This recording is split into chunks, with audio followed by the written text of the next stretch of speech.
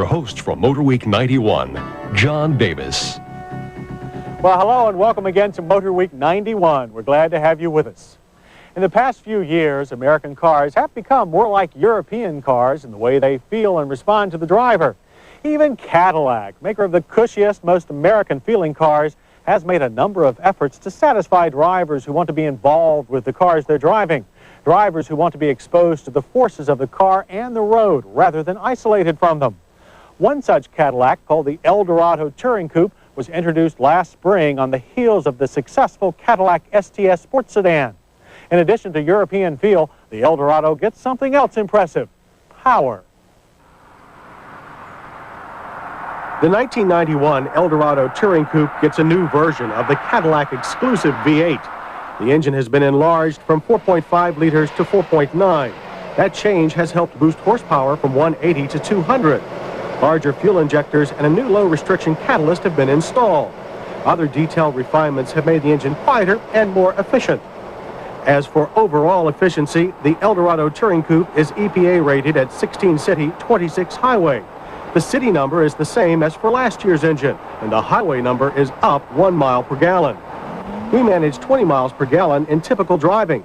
That's only 1 mile per gallon less than we experienced in the 158 horsepower version of the Eldo that we tested in 1988. The Touring Coupe is also much faster. It covered the quarter mile in 15.9 seconds with a final speed of 86 miles per hour. That's almost a second and a half better. 0 to 60 improved by about the same measure, taking only 7.6 seconds. What surprises us most is the lack of front drive torque steer in a car with this much power. Even under full throttle, the Eldo tends to hold a straight course. The Eldo's traction control system electronically manages engine functions to reduce power when the front wheels break loose under acceleration, and electronic anti-lock brakes keep the wheels from breaking loose under braking. The system is standard now. It used to be an option, and it pulled our test car down from 60 miles per hour in distances that averaged to 110 feet. Despite lots of nosedive and a mushy-feeling pedal, stops were straight. Another onboard computer helps the Eldo's ride and handling. The system is called Computer Command Control, and it selects from 3 modes of suspension damping. When the system senses maneuvers such as these, it automatically selects the firm setting, and the car responds accordingly. Flat and well controlled for a car of its size, the Touring Coupe has a quicker than standard steering ratio.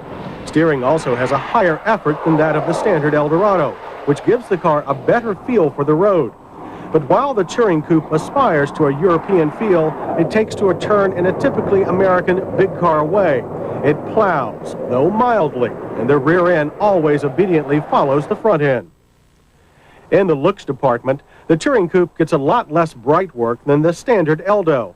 Alloy wheels and GT+4 tires are also part of the package. This color, polo green, is new for the 91 model year, but finish quality was uneven on our car, looking smooth on some body surfaces and textured on others. More embarrassing for Cadillac was a grab handle that fell off in the hand of a passenger.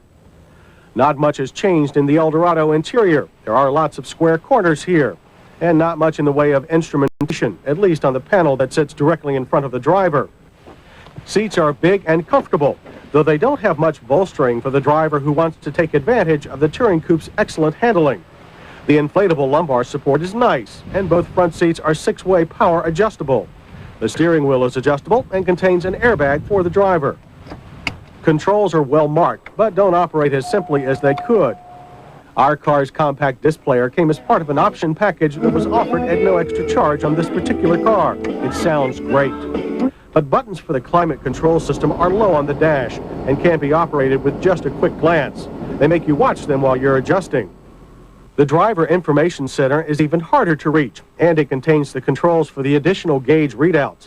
But this information is useless to the driver, partly because the readout is so low, and partly because the driver must reach down and push a button to make the information appear.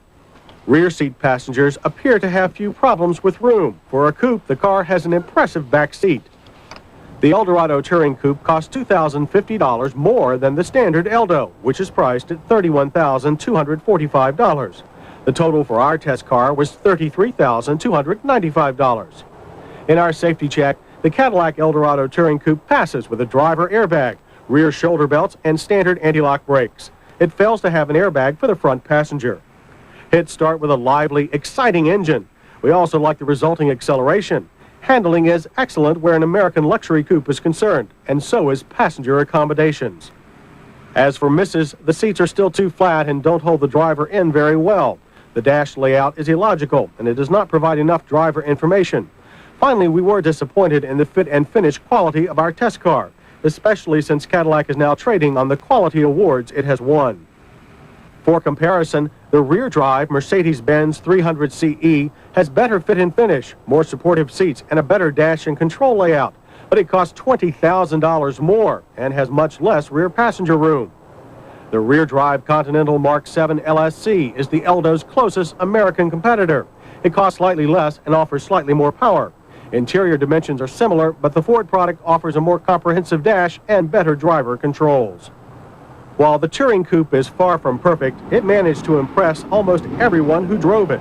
It's the first Eldorado that we would truly call fun to drive. And that gives us great hope for the next generation Eldorado as it struggles with competitors from Europe and Japan.